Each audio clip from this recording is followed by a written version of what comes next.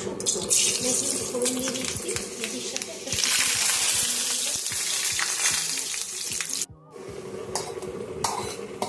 শসা বের করা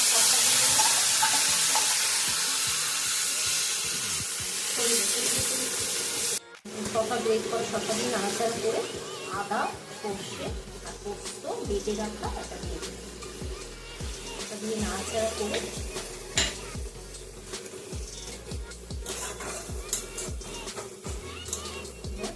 দুধটা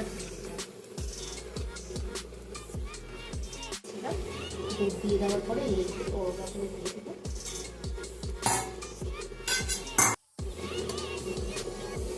নুন দিয়ে দিলাম,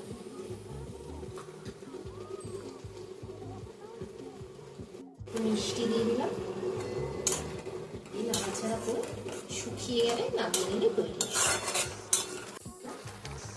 দিয়ে বা নামিয়ে নেব। শসা করলার শুক্তো এই রেসিপিটা যদি আপনাদের ভালো লাগে লাইক শেয়ার করে সাবস্ক্রাইব করে কমেন্ট করবেন।